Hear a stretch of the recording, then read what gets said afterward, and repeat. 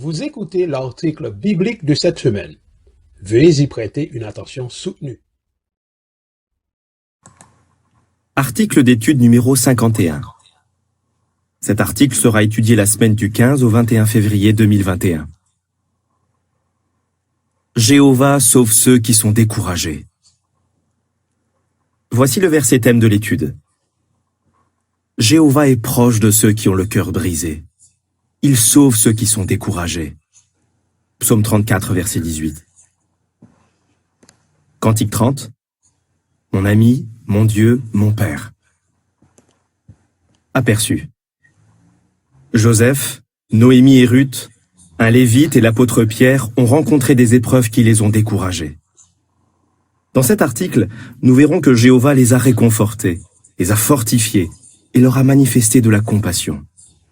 Nous verrons aussi ce que nous pouvons apprendre de leur exemple et de la façon dont Dieu a agi envers eux. Paragraphes 1 et 2, question. Que verrons-nous dans cet article? Peut-être que parfois nous nous disons que la vie est bien courte et que nous sommes submergés d'ennui. Job 14, verset 1. Dans ces moments-là, nous nous sentons sans doute découragés, et c'est normal. Plusieurs serviteurs de Jéhovah du passé ont eux aussi éprouvé du découragement. Certains d'entre eux ont même voulu mourir. Mais Jéhovah, le Dieu en qui ils avaient confiance, les a toujours rassurés et fortifiés. Leur exemple a été rapporté dans la Bible pour nous consoler et nous instruire. Dans cet article, nous nous intéresserons à certains serviteurs de Jéhovah qui ont enduré des épreuves particulièrement difficiles. Nous parlerons de Joseph, le fils de Jacob, de Noémie de sa belle-fille Ruth, du Lévite qui a écrit le psaume 73 et de l'apôtre Pierre. Comment Jéhovah les a-t-il fortifiés? Et quelles leçons pouvons-nous tirer de leur exemple? Les réponses à ces questions nous montreront que Jéhovah est proche de ceux qui ont le cœur brisé et qu'il sauve ceux qui sont découragés. Psaume 34, verset 18. Joseph a enduré de cruelles injustices. Paragraphes 3 et 4, question. Qu'est-il arrivé à Joseph alors qu'il était jeune? Alors qu'il avait environ 17 ans, Joseph a fait 2 rêves qui venaient de Dieu. Ces rêves indiquaient qu'il deviendrait un jour un homme très respecté dans sa famille. Mais peu après qu'il a fait ses rêves, sa vie a complètement basculé. Ses frères ne lui ont pas du tout témoigné de respect. Ils l'ont vendu à des marchands, qui l'ont eux-mêmes vendu à un fonctionnaire de la cour royale égyptienne appelé Putiphar. En peu de temps, ce fils tant aimé de son père est devenu l'esclave d'un homme qui adorait de faux dieux. Mais les choses allaient encore empirer pour Joseph. La femme de Putiphar l'a faussement accusé d'avoir essayé de la violer. Sans vérifier si c'était vrai, Putiphar l'a fait jeter en prison où il a été enchaîné. Imagine ce que le jeune Joseph a dû ressentir quand il a été accusé de tentative de viol. Et s'est-il dit qu'à cause de cela, le nom de son Dieu serait sali? C'est sûr, il avait de quoi se sentir découragé. Paragraphe 5, question. Qu'a fait Joseph pour surmonter son découragement? Quand il était esclave et plus tard quand il était emprisonné, Joseph ne pouvait rien faire pour changer sa situation. Comment a-t-il gardé son équilibre? Au lieu de penser sans cesse à ce qu'il n'était plus en mesure de faire, il s'est efforcé d'accomplir de son mieux le travail qui lui était demandé. Mais surtout, il a constamment cherché à plaire à Jéhovah. De son côté, Jéhovah bénissait tout ce qu'il entreprenait. Paragraphe 6, question. Quel réconfort les rêves de Joseph lui ont-ils peut-être apporté? Joseph a peut-être aussi trouvé du courage en réfléchissant aux rêves prophétiques qu'il avait faits dans le passé. Ils indiquaient qu'il reverrait sa famille et que sa situation s'améliorerait. Et c'est ce qui s'est passé. Alors qu'il avait environ 37 ans, ses rêves ont commencé à se réaliser d'une façon remarquable. Paragraphe 7. Question. D'après 1 Pierre 5, verset 10, qu'est-ce qui nous aidera à endurer? La leçon pour nous? L'histoire de Joseph nous rappelle que ce monde est cruel et qu'il peut nous arriver d'être traités injustement. Nous pourrions même être blessés par un compagnon chrétien. Mais si Jéhovah est pour nous un rocher ou un refuge, nous ne nous découragerons pas et nous n'arrêterons pas de le servir. Nous lisons en 1 Pierre 5, verset 10. « Après que vous aurez souffert un peu de temps, le Dieu de toute faveur imméritée, qui vous a appelé à sa gloire éternelle dans l'union avec Christ, achèvera lui-même votre formation.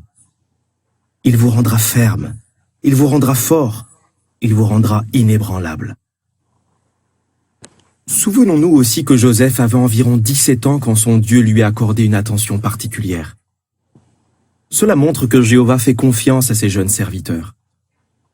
Aujourd'hui, beaucoup de jeunes sont comme Joseph. Ils ont foi en Dieu. Et certains d'entre eux sont injustement emprisonnés parce qu'ils veulent lui rester fidèles. 2 femmes accablées par le chagrin. Paragraphe 8. Question. Qu'est-il arrivé à Noémie et à Ruth? En raison d'une grave famine, Noémie et sa famille ont dû quitter leur maison en Juda et se sont installés en Moab, un pays étranger. Là, le mari de Noémie, Élimélec, est mort, et elle s'est retrouvée seule avec ses 2 fils. Par la suite, ils se sont mariés avec des femmes moabites, Ruth et Orpa. Mais environ 10 ans plus tard, eux aussi sont morts, sans laisser d'enfants. Imagine le chagrin que les 3 femmes ont dû ressentir. Bien sûr, Ruth et Orpa pouvaient se remarier. Mais qui allait prendre soin de Noémie, qui était âgée? Elle était tellement découragée qu'elle a dit « Ne m'appelez pas Noémie, appelez-moi Mara, car le Tout-Puissant m'a rendu la vie très amère. » Le cœur brisé, Noémie a décidé de retourner à Bethléem et Ruth l'a accompagnée. Ruth 1, verset 7 et 18 à 20. Paragraphe 9, question. D'après Ruth 1, versets 16, 17 et 22, comment Ruth a-t-elle encouragé Noémie? Noémie a été soulagée de son désespoir grâce à des manifestations d'amour fidèle.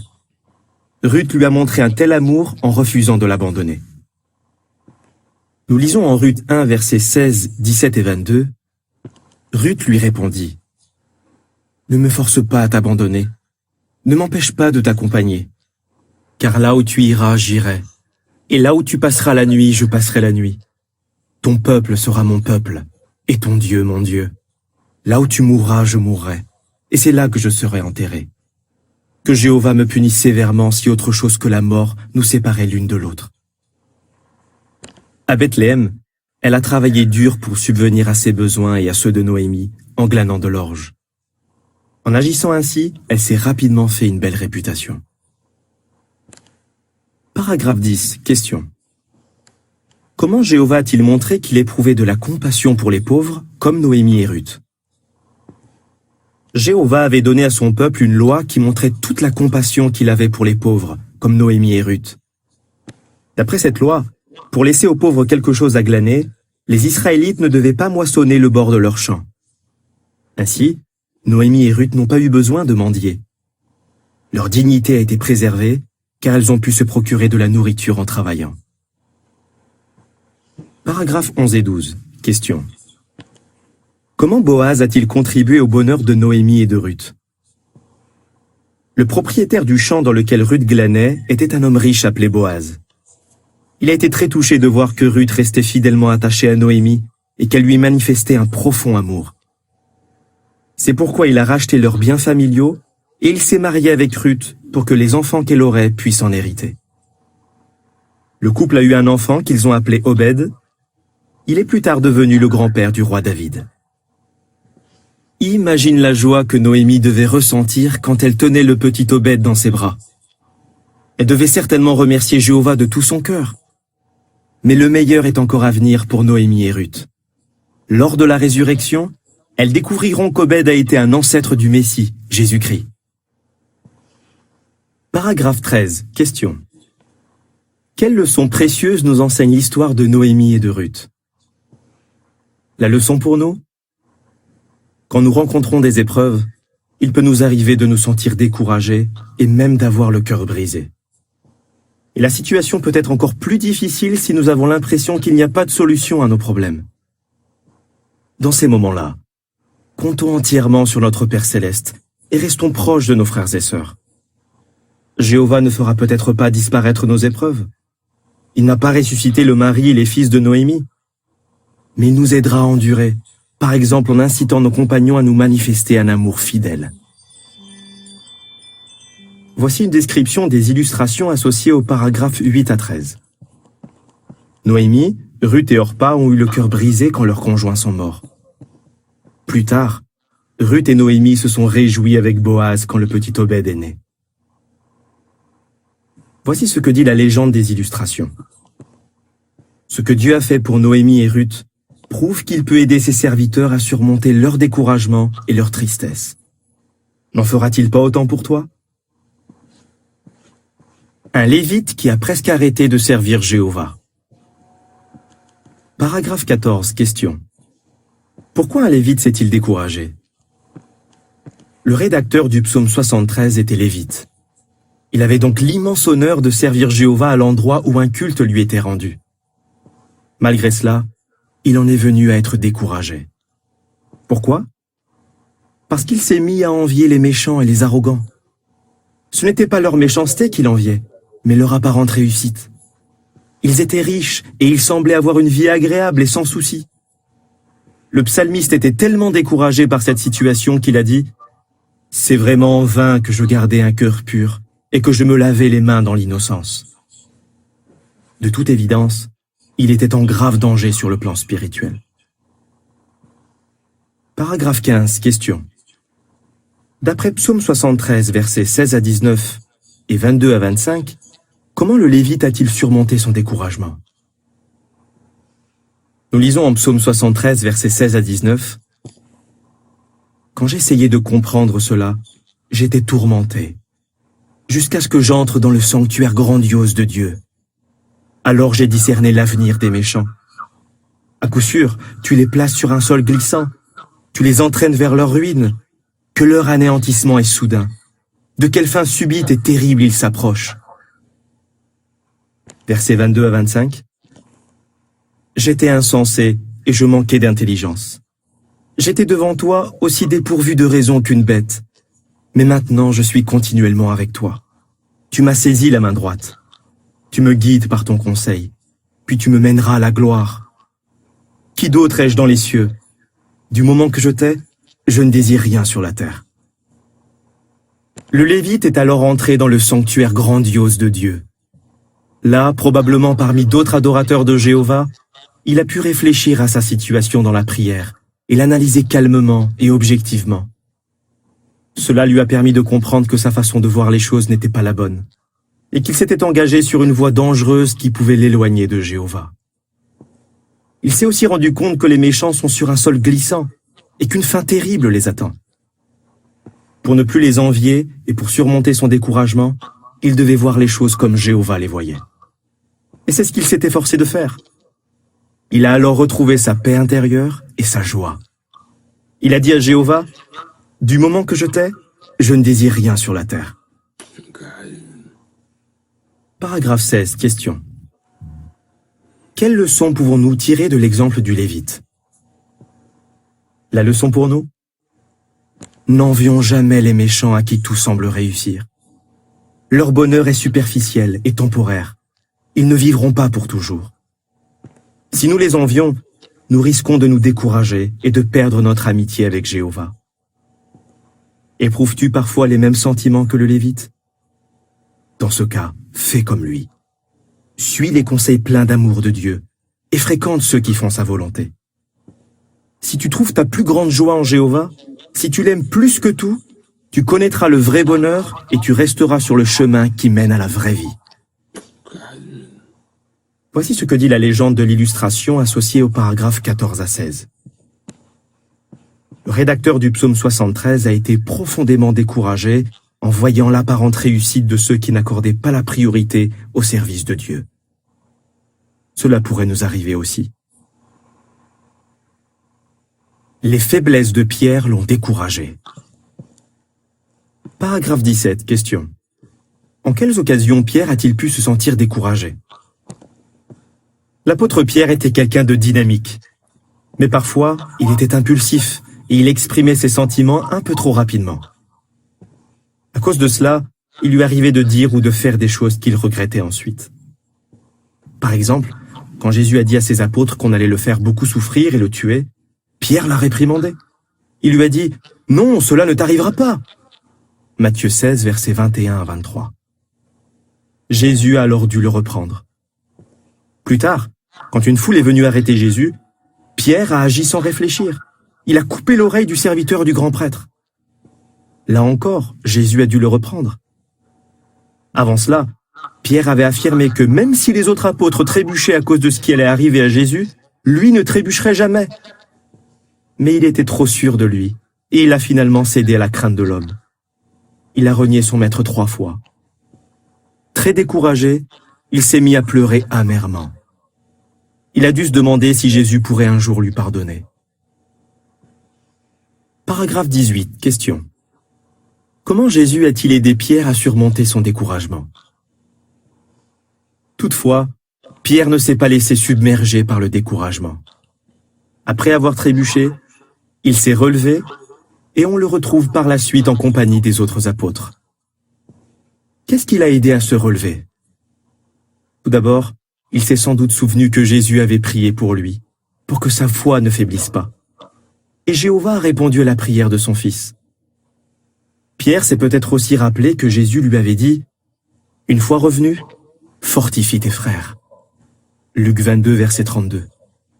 Plus tard, Jésus lui est apparu, certainement pour l'encourager. Une autre fois encore, alors que les apôtres venaient de pêcher toute une nuit sans rien attraper, Jésus leur est apparu. Ce jour-là, il a donné à Pierre l'occasion de lui réaffirmer son amour. Jésus avait pardonné à son ami et il lui a confié une mission importante. Paragraphe 19, question. Quand nous commettons des erreurs, comment Psaume 103, versets 13 et 14, peut-il nous aider à nous voir comme Jéhovah nous voit? La leçon pour nous? La façon dont Jésus a agi envers Pierre montre qu'il est vraiment miséricordieux et compatissant comme son Père. Quand nous commettons des erreurs, ne pensons donc pas que Jéhovah ne peut pas nous pardonner. C'est ce que Satan voudrait nous faire croire.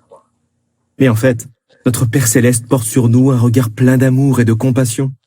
Alors essayons de nous voir nous-mêmes, ainsi que ceux qui pêchent contre nous, comme il nous voit. Nous lisons en Psaume 103, versets 13 et 14. « Comme un père fait miséricorde à ses fils, Jéhovah fait miséricorde à ceux qui le craignent. Car il sait bien de quoi nous sommes formés. Il se souvient que nous sommes poussière. » Voici ce que dit la légende des illustrations associées aux paragraphes 17 à 19. Pierre a surmonté son découragement et s'est concentré sur son service pour Dieu. Son exemple peut nous aider et nous pouvons nous en servir pour aider les autres. Paragraphe 20, question. Que verrons-nous dans l'article suivant? Les exemples de Joseph, de Noémie et de Ruth, du Lévite et de Pierre nous donnent l'assurance que Jéhovah est proche de ceux qui ont le cœur brisé. Psaume 34, verset 18. Il permet que nous subissions des épreuves et que nous soyons parfois découragés. Mais quand, grâce à son aide, nous endurons ces épreuves, notre foi est fortifiée. Dans l'article suivant, nous verrons de quelles autres façons il nous soutient quand nous sommes découragés en raison de nos imperfections ou de situations difficiles. Quand tu te sens découragé, comment peux-tu être fortifié par la façon dont Jéhovah a aidé Joseph, Noémie et Ruth? Un Lévite, Pierre. Cantique 7, Jéhovah, ma force. Fin de l'article. Nota bene. Cette bonne nouvelle du royaume vous est rendue possible conformément à l'ordre donné par Jésus en Matthieu 24, verset 14. Je vous prie de la partager avec tous vos amis ainsi qu'avec tous les membres de votre famille. À la semaine prochaine pour un autre article biblique. Au revoir. Ciao.